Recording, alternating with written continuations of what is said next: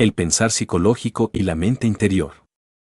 Con el propósito de comprendernos realmente, es claro que ustedes están aquí presentes para escucharme y yo estoy aquí para hablarles. Pero es necesario que entre nosotros haya una verdadera comunión de almas, que nos propongamos inquirir, por sí mismos, indagar, buscar, tratar de saber, con el objetivo evidente de lograr una orientación en el camino de la autorrealización íntima del ser. Saber escuchar es muy difícil, saber hablar es más fácil. Sucede que, cuando se escucha, se necesita estar abierto a lo nuevo, con mente espontánea, libre de preconceptos, de prejuicios, etc. Más sucede que el ego, el yo, el mí mismo, no sabe escuchar, todo lo traduce en base a sus prejuicios, todo lo interpreta de acuerdo con lo que tiene almacenado en el centro formativo. ¿Cuál es el centro formativo? La memoria. ¿Por qué se le llama centro formativo? Porque allí tiene lugar la formación intelectual de los conceptos. Entendido esto, se hace urgente aprender a escuchar con mente nueva, y no, repito, con lo que se tiene almacenado en la memoria. Después de este preámbulo, vamos a tratar de ponernos de acuerdo, ustedes y yo, sobre conceptos, ideas, etc. Ante todo, es urgente saber si el intelecto, por sí mismo, puede llevarlo alguna vez, a uno, a la experiencia de lo real. Existen brillantes intelectos, eso no lo podemos negar, pero estos nunca han experimentado eso que es la verdad. Ante todo, no está de más saber que existen tres mentes en nosotros. A la primera podríamos denominar la mente sensual, a la segunda la consideramos como mente intermedia, y la tercera es la mente interior. Pero pensemos un poco en lo que es esta mente sensual que todos usamos diariamente. No hay duda que elabora sus conceptos de contenido con los datos aportados por los cinco sentidos, y con esos conceptos de contenido, forma sus razonamientos. Miradas las cosas desde este ángulo, es obvio que la razón subjetiva o sensual tiene por basamento las percepciones sensoriales externas. Si como único resorte de sus funcionalismos están exclusivamente los datos aportados por los cinco sentidos, indubitablemente que no tendrá acceso, talmente, a algo que se escape del círculo vicioso de las percepciones sensoriales externas, eso es obvio. Nada podrá saber, tal mente sensual, sobre lo real, sobre los misterios de la vida y de la muerte, sobre la verdad, sobre Dios, etc., pues, ¿de dónde podría sacar tal mente información, si su única fuente de nutrición son los datos aportados por los sentidos? Obviamente, no tiene con qué poder conocer lo real. Me viene en estos momentos a la memoria algo muy interesante. Hubo una vez un gran congreso en Babilonia, en la época de los esplendores egipcios. Vinieron gentes de Asiria, Egipto, Fenicia, etc., al citado congreso. Es claro que el tema resultaba inquietante, se quería saber, a base de puras discusiones analíticas, si el ser humano tenía o no alma. Entonces, obviamente, ya los cinco sentidos se habían degenerado demasiado. Solo así podemos explicarnos que las gentes escogieran ese tema como motivo de todo un congreso. En otros tiempos, un congreso así hubiera resultado ridículo, nunca se les hubiera ocurrido a los lémures celebrar un congreso de este tipo. La gente del continente Mu le bastaba salirse del cuerpo y saber si tenía o no tenía alma, lo hacían con una facilidad sorprendente, no estaban propiamente atrapados en el organismo físico. De manera que un tema de ese tipo solamente podría ocurrírsele a una humanidad ya involucionada, decadente, degenerada. Lo cierto fue que, tanto a favor como en contra de la cuestión alma, hubieron muchas discusiones. Al fin subió, a la tribuna de la elocuencia, un gran sabio asirio. Ese hombre se había cultivado en Egipto, había estudiado, pues, en los misterios. Y habló con voz muy fuerte diciendo, la razón nada puede saber sobre la verdad, sobre lo real, sobre el alma, sobre lo inmortal. La razón lo mismo sirve para sostener una teoría espiritualista que una materialista. Podría elaborar una tesis espiritual con una lógica formidable, también podría estructurar, por oposición, una tesis de tipo materialista con una lógica de tipo similar. De manera, pues, que la razón subjetiva, sensualista, nutrida con los datos aportados por los cinco sentidos, da para todo, puede fabricar cualquier tesis de tipo espiritualista o de tipo materialista. Entonces, no es algo en que se pueda confiar. Existe un sentido diferente, que es el sentido instintivo de la percepción de las verdades cósmicas, es una facultad del ser. Pero la razón subjetiva, por sí misma, no puede, verdaderamente, darnos ningún dato sobre la verdad, sobre lo real.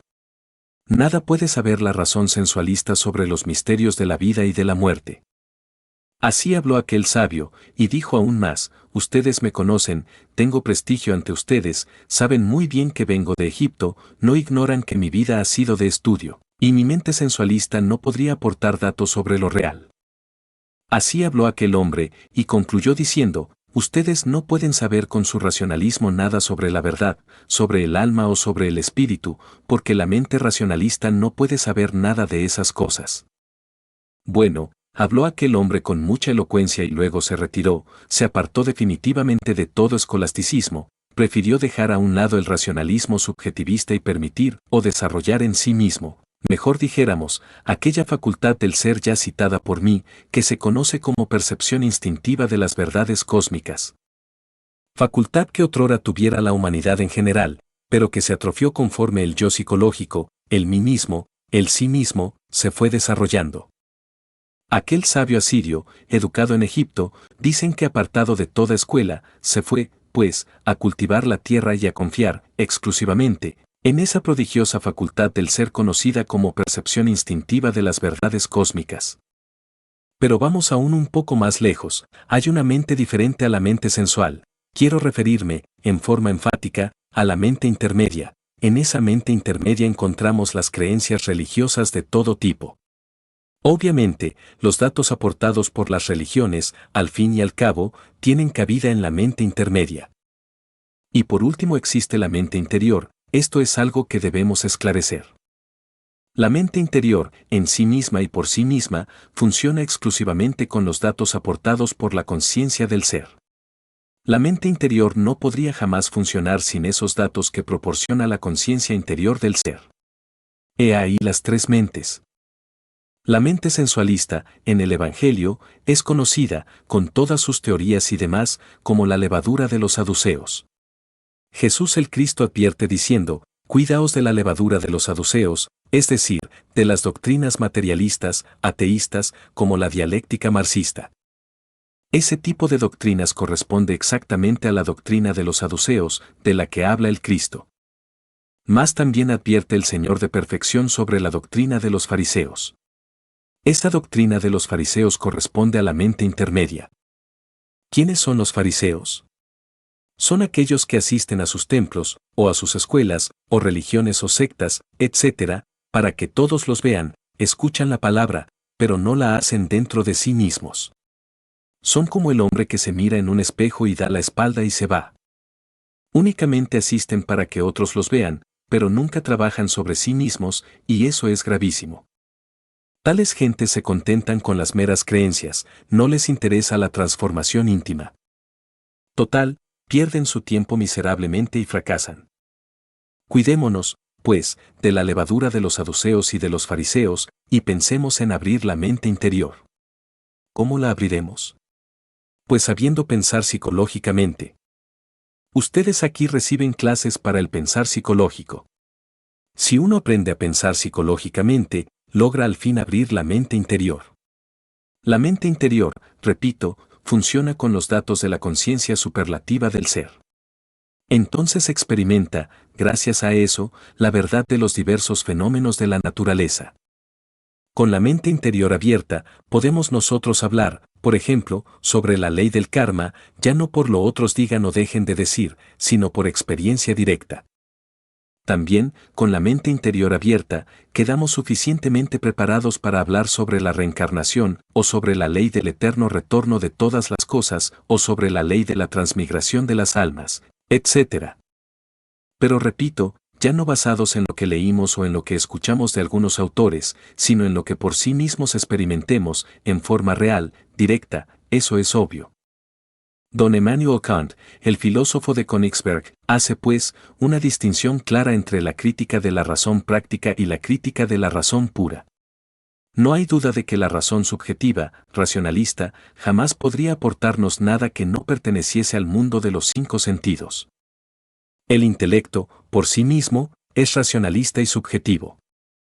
Si un intelectual oye hablar un tema sobre reencarnación, sobre el karma, exigirá pruebas, demostraciones, como si las verdades que solo pueden ser percibidas por la mente interior, pudiesen ser demostradas a la mente sensualista.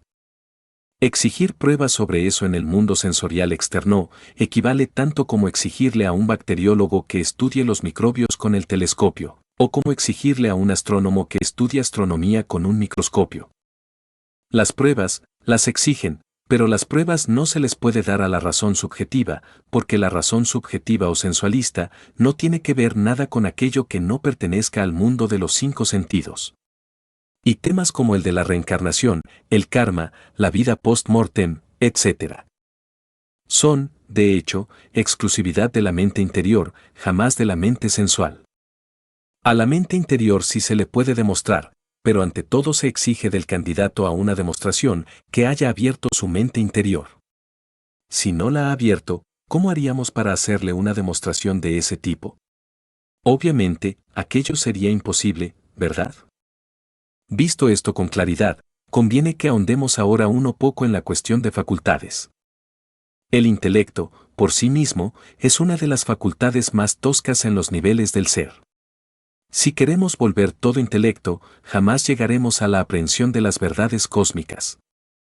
Indubitablemente, existe, más allá del intelecto, otra facultad de cognición. Quiero referirme esta vez, en forma enfática, a la imaginación. Mucho se ha subestimado a tal facultad, algunos hasta la denominan, despectivamente, con el título de la loca de la casa, título injusto, porque si no fuera por la imaginación, no tendríamos esta grabadora, no existiría el automóvil, no existiría el ferrocarril, etc.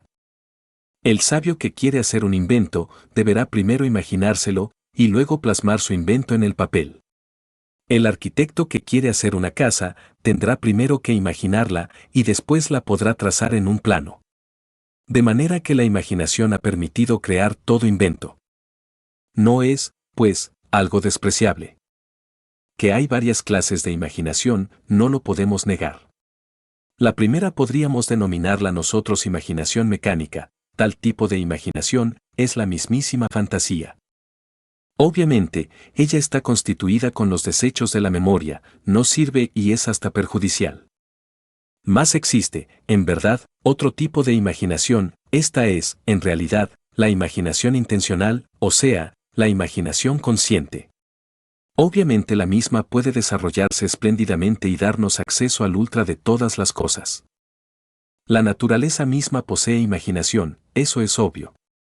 Si no fuera por la imaginación, todas las criaturas de la naturaleza estarían ciegas, mas gracias a esa poderosa facultad existe la percepción. Se forman las imágenes en el centro perceptivo del cerebro o centro perceptivo de las sensaciones, y así podemos percibir. La imaginación creadora de la naturaleza ha dado origen a las múltiples formas existentes en todo lo que es, en todo lo que ha sido y todo lo que será. Me refiero a épocas como la de los hiperbóreos o prelemures, no se usaba el intelecto sino la imaginación. Entonces el ser humano era inocente y el maravilloso espectáculo del cosmos se reflejaba como en un lago cristalino sobre su imaginación. Era otro tipo de humanidad. Hoy causa dolor ver cómo muchas gentes han perdido ya hasta la mismísima imaginación, es decir, se ha degenerado espantosamente esta preciosa facultad. Es posible desarrollar la imaginación. Esto nos llevaría más allá de la mente sensual, esto nos enseñaría a nosotros a pensar psicológicamente. Ya dijimos, y repetimos, que solo el pensar psicológico podría abrirnos las puertas de la mente interior. Si uno desarrolla la imaginación, puede aprender a pensar psicológicamente. Imaginación, inspiración e intuición son los 3 caminos obligatorios de la iniciación. Más si nos quedamos nosotros embotellados, exclusivamente, en los funcionalismos místico-sensoriales del aparato intelectual, no será posible, en modo alguno, subir por los escalones de la imaginación, de la inspiración y de la intuición. No quiero decirles a ustedes que el intelecto no sirva, lejos estoy de hacer tamaña afirmación, lo que estoy es aclarando conceptos. Toda facultad dentro de su órbita es útil, fuera de su órbita es inútil. Un planeta cualquiera es útil dentro de su órbita, fuera de su órbita es inútil y catastrófico. Lo mismo son las facultades del ser humano, tienen su órbita. Querer sacar la razón de su órbita a la razón sensualista es absurdo. ¿Por qué caen en el escepticismo materialista muchas gentes? ¿A qué se debe que a unos estudiantes del pseudoesoterismo y del pseudoocultismo, tan en boga en estos tiempos, estén luchando siempre contra las dudas? ¿Por qué muchos andan mariposeando de escuela en escuela y al fin llegan a la vejez sin haber realizado nada? A través de la experiencia he podido observar que aquellos que se quedan embotellados en el intelecto fracasan, o aquellos que quieren comprobar con el intelecto las verdades que no son del intelecto, fracasan. Cometen estos el error de querer estudiar astronomía, hablando en forma simbólica, con el microscopio, o de estudiar bacteriología con el telescopio. Dejemos a cada facultad en su lugar, en su órbita, no la saquemos de su órbita. Necesitamos pensar psicológicamente, y es obvio que debemos rechazar de plano la levadura de los saduceos y de los fariseos y aprender a pensar psicológicamente. No sería esto posible si continuáramos embotellados dentro del intelecto. Entonces, más vale que empecemos a subir por la escala de la imaginación, posteriormente pasaremos al segundo escalón que es el de la inspiración y al fin llegaremos a la intuición. Pero veamos cómo se desarrolla la imaginación. Se puede empezar con un ejercicio sencillo. Muchas veces hablé yo sobre el ejercicio del vaso con agua, un ejercicio fácil. Si uno pone un vaso con agua a esta distancia, si en el fondo del vaso deposita un espejito, si añade al agua, azogue, algunas gotas. Y si luego se concentra uno en el centro mismo del vaso, en todo el centro, es decir, sobre el agua, pero en forma tal que la vista atraviese el cristal, pues, obviamente, tendrá un ejercicio espléndido para el desarrollo de la imaginación. Tratará de ver, en esa agua, la luz astral, sí, hará un gran esfuerzo por verla. En principio no se verá nada, eso es obvio, después de algún tiempo de ejercicios, verá el agua de colores, comienza a percibir la luz astral. Aquel sentido de la autoobservación psicológica entra en actividad.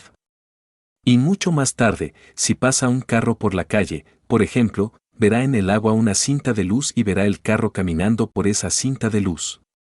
Esto indica que ya se comienza a percibir con la facultad trascendental de la imaginación.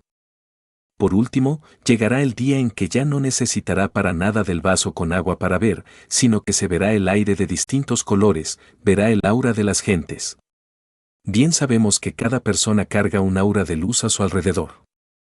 Esa aura tiene diversos colores, el escéptico lleva siempre un aura de color verde, verde sucio, el devoto lleva un aura de color azul, el amarillo revela mucho intelecto, el verde sucio, escepticismo, el gris, tristeza, el gris plomo, mucho egoísmo, el negro, representa el odio, el rojo sucio, la lujuria, la fornicación, el rojo brillante, centelleante, la ira, etc. Obviamente, para llegar a ver así el aura de las gentes, pues hay que trabajar mucho. Con este ejercicio habrá que trabajar por lo menos 3 años, 10 minutos diarios, sin dejar un solo día de trabajo. Obviamente, si tiene esa firmeza como para practicar ese ejercicio, 10 minutos diarios, pues llegará el momento en que tiene que desenvolverse en la facultad de la imaginación o clarividencia, que es otro término que le pondríamos al de la imaginación. Pero ese no sería el único ejercicio para el desarrollo de esa preciosa facultad. Se necesita algo más, se necesita de la meditación. Sentado uno en un cómodo sillón, con el cuerpo perfectamente relajado, o acostado en su lecho, pero con el cuerpo relajado y con la cabeza hacia el norte, debe imaginar algo, por ejemplo el crecimiento de una planta, de un rosal. Esta ha sido cuidadosamente sembrada en una tierra negra y fértil. Si imaginamos que la regamos con el agua pura de vida, continuando con este proceso imaginativo, trascendental y trascendente a su vez. Visualicémosla en el proceso de crecimiento, como el tallo brota al fin, cómo se desenvuelve maravillosamente, cómo surgen las espinas de entre aquel tallo y al fin echa ramas diversas. Imaginemos cómo a su vez aquellas ramas se cubren de hojas hasta que al fin aparece un capullo que se entreabre deliciosamente y es la rosa.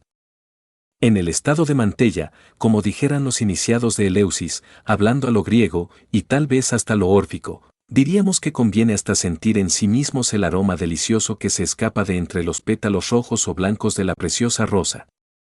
La segunda parte del trabajo imaginativo consistiría en visualizar con entera claridad meridiana el proceso del morir de todas las cosas. Bastaría imaginar cómo aquellos pétalos olorosos van cayendo poco a poco, marchitos y sin vida, como aquellas ramas, otrora fuertes, se convierten después de algún tiempo en un montón de leños, y al fin, llega el huracán, el viento, y arrastra a todas las hojas y a todos los leños. Es una meditación de fondo sobre el proceso del nacer y del morir de todas las cosas. Este ejercicio practicado en forma asidua, diariamente, es claro que a la larga vendrá a darnos la percepción interior profunda de aquello que podríamos denominar mundo astral. Ante todo, es bueno advertir, a todo aspirante, que cualquier ejercicio esotérico, incluyendo este, ya citado, requiere de parte del discípulo la continuidad de propósitos, porque si practicamos hoy y mañana no, cometemos un gravísimo error. Solo habiendo de verdad aplicación en el trabajo esotérico, es posible el desenvolvimiento de esa facultad preciosa de la imaginación. Una vez que, durante la meditación, surja en nuestra imaginación algo nuevo, algo distinto a la rosa, es señal evidente que ya estamos progresando. En principio, las imágenes carecen de colorido, pero conforme trabajamos, ellas se van revistiendo de múltiples encantos y colores, así progresaremos en el desarrollo interior profundo. Un paso más avanzando en esta cuestión nos llevaría a la recordación de nuestra vida y de nuestras vidas anteriores. Incuestionablemente, quien haya desarrollado en sí mismo la facultad imaginativa, bien podría tratar de capturar o de aprender, con este diáfano o translúcido, el último instante de su pasada existencia. Entonces, en ese espejo lúcido de su imaginación, se reflejaría un lecho de moribundo, si es que en cama ha fallecido, porque, entre paréntesis, alguien podría morir en un campo de batalla o por un accidente. Sería interesante ver a sus seres queridos, a esos que en la pasada existencia le acompañaron en los últimos instantes, a los que escucharon los gritos de dolor en la hora suprema. Continuando con este proceso tan maravilloso, relacionado con la imaginación, podría intentarse conocer, ya no solamente el último instante de su vida anterior, sino el penúltimo, el trasantepenúltimo, los últimos años, los penúltimos, hasta la juventud, la adolescencia, la niñez, y así, venir a recapitular, preciosamente, toda la vida pasada. Similarmente, esto, llevado más lejos, nos permitiría también capturar cada una de nuestras vidas anteriores y así vendríamos, por experiencia directa, vívida, a verificar la realidad de la ley del eterno retorno de todas las cosas.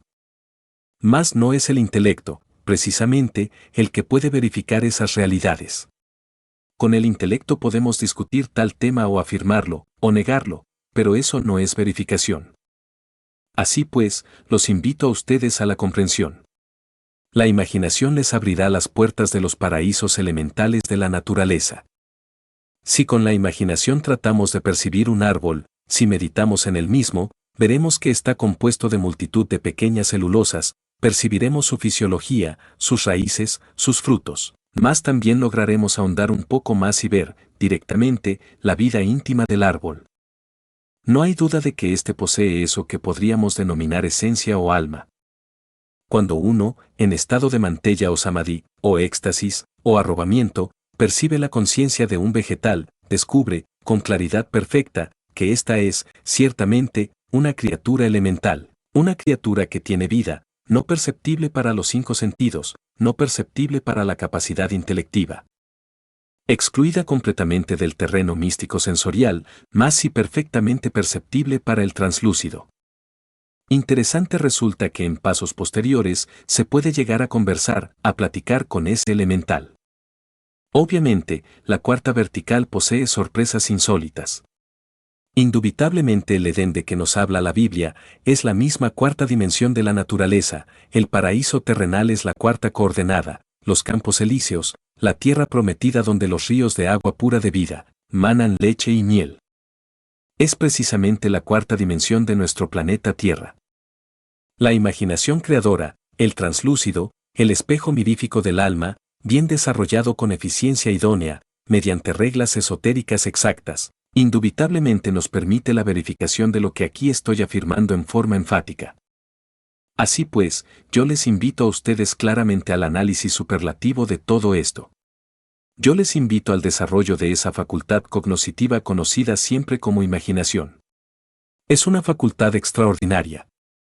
En la cuarta vertical descubrimos templos extraordinarios, y es que la vida elemental está clasificada por el logos, una es la familia, por ejemplo, de los naranjales y otra la de los eucaliptos.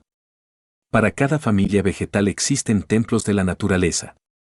Los devasitados por los textos teosofistas, pseudoesoteristas u ocultistas, gobiernan la vida elemental. Estos devas son hombres perfectos, en el sentido más completo de la palabra, iniciados que saben manipular las leyes de la naturaleza.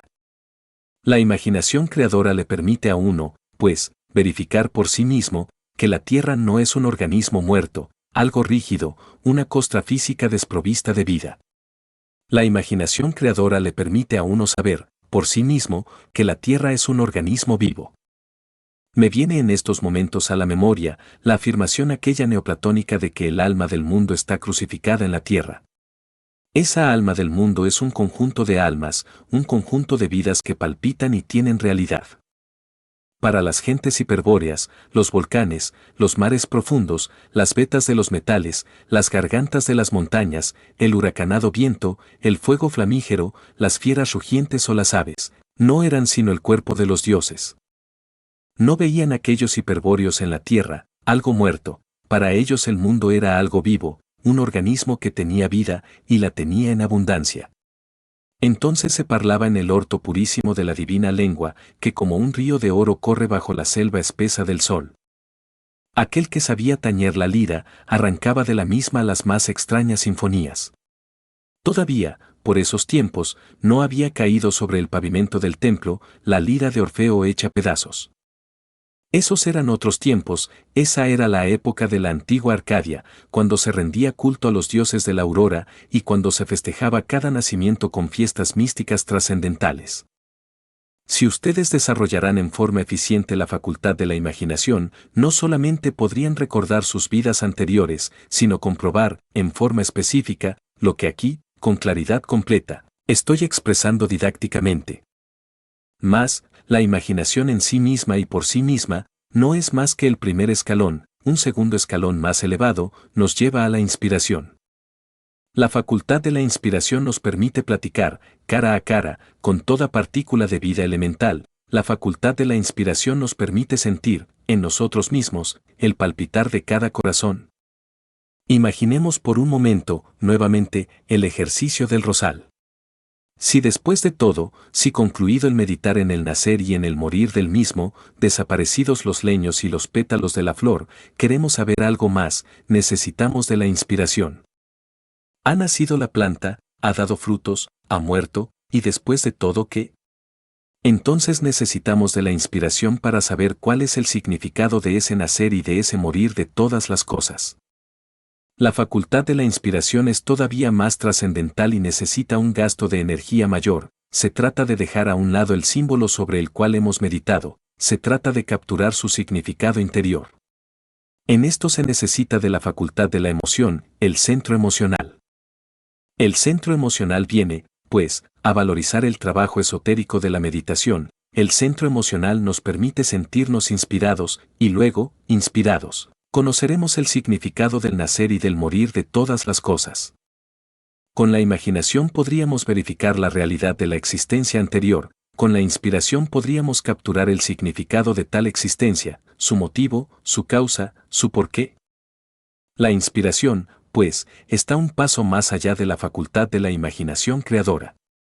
Con la imaginación podemos verificar la realidad de la cuarta vertical, pero la inspiración nos permitirá capturar su honda significación. Por último, más allá de la facultad de la imaginación y de la inspiración, tenemos que llegar nosotros a las cimas de la intuición. Así pues, imaginación, inspiración, intuición, son las tres escalas de la iniciación. La intuición es algo diferente. Volvamos al rosal de nuestro ejemplo.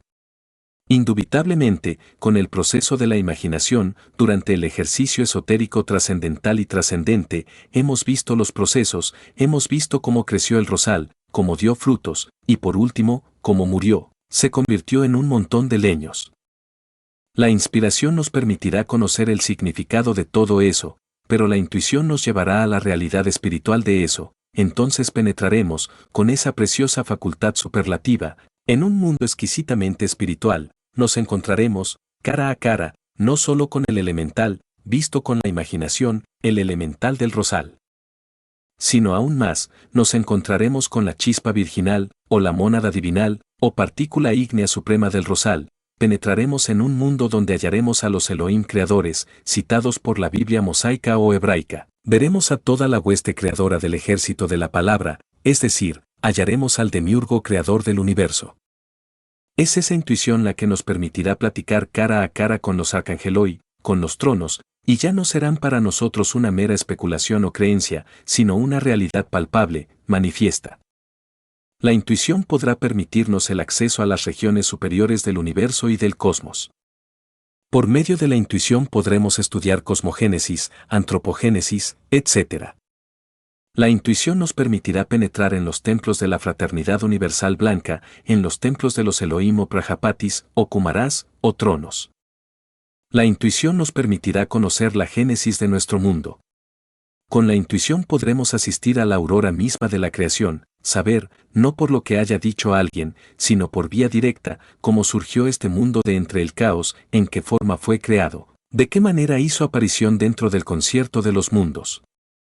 La intuición, pues, nos permitirá saber ya, en forma específica y directa, lo que no saben los brillantes intelectos de la época. Existen muchas teorías en relación con el mundo, con el universo, con el cosmos, y estas pasan de moda constantemente, como los remedios de farmacia, como las modas de las damas o de los caballeros. A una teoría le sigue otra, y a otra, y al fin y al cabo, el intelecto no hace sino especular y fantasear a lo lindo, sin poder experimentar jamás lo real, pero la intuición le permite a uno conocer lo real. Es una facultad cognoscitiva trascendental. Grandioso es poder asistir al espectáculo del universo, sentirse uno, por un momento, aparte de la creación, mirar el mundo como si éste fuese un teatro, y uno un espectador. Evidenciar cómo un cometa sale de entre el caos, cómo surge, pues, del no ser, que es el real ser, cualquier unidad cósmica, etc. Es la intuición la que le permite a uno saber que la Tierra existe por el karma de los dioses, porque si no, no existiría. Es la intuición la que le permite a uno verificar el crudo realismo de tal karma. Ciertamente, aquellos Elohim, Prajapatis o padres, que en su conjunto constituyen lo divinal, actuaron en un pasado ciclo de manifestación, mucho antes de que la Tierra y el sistema solar hubieran surgido a la existencia. Veamos un caso muy simpático. Mucho se discute sobre la Luna, piensan muchas gentes, de que esta es un pedazo de tierra lanzado por la fuerza centrífuga del universo, al espacio, algo así como quien dispara un cohete atómico. Mas, la intuición, le permite a uno verificar las cosas en forma completamente diferente. La intuición, le permite a uno saber que la Luna es muchísimo más antigua que la Tierra. Por algo es que nuestros antepasados de Anáhuac decían la abuela Luna, ella es, obviamente, nuestra abuela. Ella es la madre de la Tierra, y la Tierra es la madre de nosotros, total, es nuestra abuela. Conceptos sabios de Anáhuac. La Tierra, realmente, surgió mucho más tarde, en el devenir de los siglos. La Luna fue un mundo rico en el pasado, tuvo vida mineral, vegetal, animal, humana, mares profundos, volcanes que hicieron erupción, etc. Los mismos científicos actuales han tenido que rendirse ante la evidencia concreta de que la Luna es más antigua que la Tierra. Aquellos iniciados que cometieron el error de afirmar que la Luna fue un pedazo desprendido de la Tierra, ahora quedaron mal cuando se verificó con aparatos especiales, mediante el estudio de los guijarros traídos de la Luna, que ésta es más antigua que la Tierra. Y así es, tuvo humanidad, tuvo vida vegetal, fue un mundo rico. ¿Pero por qué se convirtió así, en Luna? La intuición le permite a uno saber que todo lo que nace tiene que morir, y que todo mundo del espacio estrellado, a la larga se convierte en una nueva luna. Esta tierra que nosotros habitamos, un día envejecerá y morirá, y se convertirá en una nueva luna. Y hay lunas tan pesadas como, por ejemplo, la que gira alrededor del Sol Sirio, que tiene una densidad 5000 veces más grande que la del plomo. Así pues, volviendo a lo de nuestra luna, diremos que es la madre de la Tierra. Pero, ¿Por qué hago tan tamaña afirmación?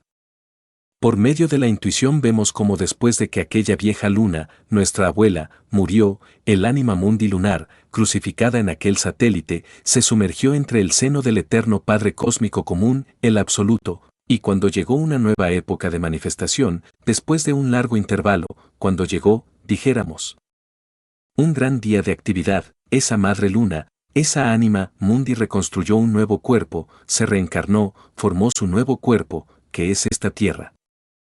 Todas las criaturas que otrora existieran en la luna murieron, pero los gérmenes misma, los gérmenes de toda vida vegetal, o animal, o humana, no murieron, esos gérmenes, proyectados por los rayos cósmicos, quedaron depositados aquí, en este nuevo planeta. Hasta los gérmenes de nuestros mismos cuerpos. Por tal motivo somos hijos de la luna. Ella es la madre de todos los vivientes, ella es la madre de la tierra. Cuando uno hace una afirmación de estas, frente a un grupo de gentes instruidas, ante los eruditos del intelecto, ante aquellos que están acostumbrados a jugar malabares con la mente, ante los fanáticos de los silogismos y de los prosilogismos y de los esilogismos del racionalismo subjetivista, pues, obviamente, se expone a la burla, al sarcasmo, a la ironía, a la befa, a la sátira, porque esto no puede ser admitido jamás por el racionalismo subjetivista del intelecto. Esto que estoy diciendo, solamente puede ser asequible a la intuición. Si ustedes quieren algún día llegar, de verdad, a la iluminación, a la percepción de lo real, al conocimiento completo de los misterios de la vida y de la muerte, necesitarán subir, incuestionablemente, por la gradería maravillosa de la imaginación, de la inspiración y de la intuición. El mero racionalismo jamás podría llevarlos a ustedes a estas experiencias íntimas, profundas. En modo alguno nos pronunciaríamos nosotros contra el intelecto, lo que queremos es especificar funciones, y eso no es un delito.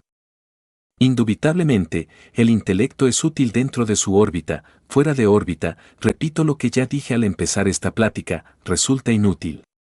Pero si nos fanatizamos con el intelecto, y de plano nos negamos a querer subir por los escalones de la imaginación, jamás llegaríamos, indubitablemente, a pensar psicológicamente.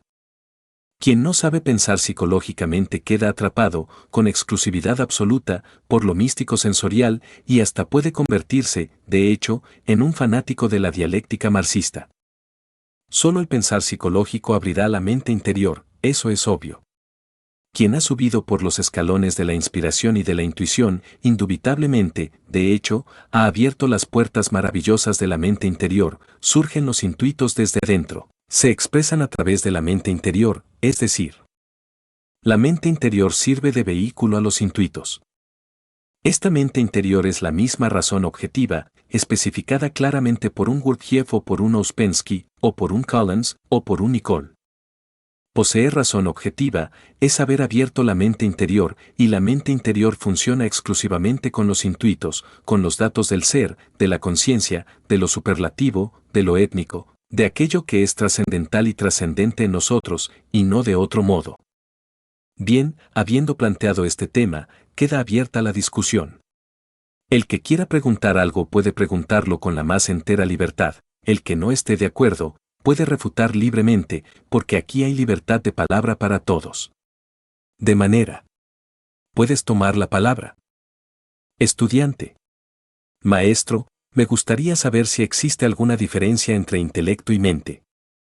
Maestro. Pues el intelecto y la mente, en el fondo son lo mismo. Pero la mente no cultivada, no es intelecto, la mente cultivada es intelecto. Alguien podría ser muy inteligente, y sin embargo, no poseer intelecto. Así pues, no hay diferencia substancial, sino accidental. Distíngase entre potencia y accidente, de acuerdo con la lógica formal.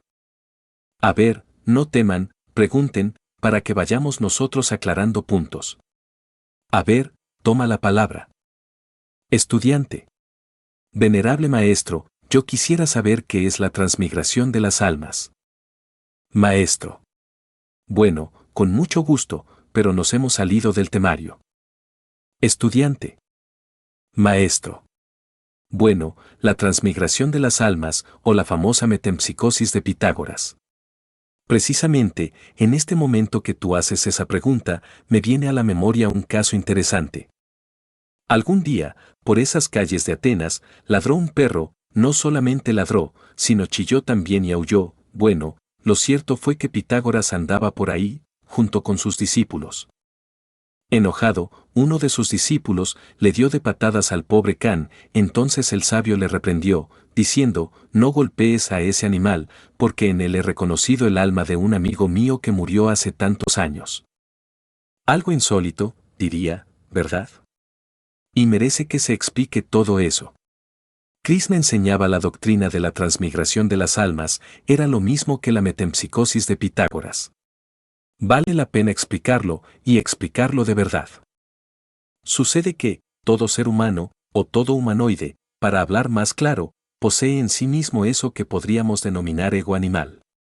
¿No es el ego algo meramente individual? Estudiante. ¿Qué representa la esfinge con la mitad del cuerpo en forma de animal y la cara de hombre? Maestro. El rostro representa el mercurio de la filosofía secreta, el esperma sagrado de donde sale el hombre verdadero. En cuanto a las alas, obviamente representan al espíritu. La esfinge es importantísima, se sacó de la Atlántida, la usaban en la Universidad de la Atlántida los miembros de la sociedad Acaldán. Esa sociedad de Acaldán tenía siempre la esfinge allí para representar al hombre, para representar el camino que conduce a la liberación final. Originalmente la cabeza de la esfinge tiene una corona de 9 puntas de acero que representa a la novena esfera, el sexo, tiene un báculo en su garra derecha, en su mano la espada flamígera, originalmente, claro, ya la actual está despojada de todo eso, pero originalmente tiene todo eso. Significa el camino esotérico, el camino sagrado que hay que hacer, los misterios de la novena esfera, el sexo. El trabajo con los 4 elementos de la naturaleza dentro de nosotros mismos aquí y ahora para poder fabricar los cuerpos existenciales superiores del ser y convertirse en un hombre verdadero. Pero en esto hay que distinguir entre la rueda que gira incesantemente del arcano 10 del tarot, que es la rueda del samsara, y la esfinge. La rueda del samsara significa la evolución y su hermana gemela la involución, por la derecha Anubis evolucionante, por la izquierda Tipón involucionante. La esfinge está sobre la rueda, ella es el camino de la revolución en marcha, de la rebeldía psicológica. Ese es el camino que nos lleva a la revolución final, tenemos que apartarnos de la evolución y de la involución y meternos por la senda de la revolución en marcha, ser revolucionarios, ser rebeldes. Si es que queremos llegar a la liberación, necesitamos de la gran rebeldía psicológica. Estudiante. Maestro, yo creo que todos hemos oído hablar, y hasta aparece en los periódicos, sobre el cinturón de la muerte que se encuentra en el Atlántico. ¿Nos podría explicar qué fenómenos pasan en esto? Maestro.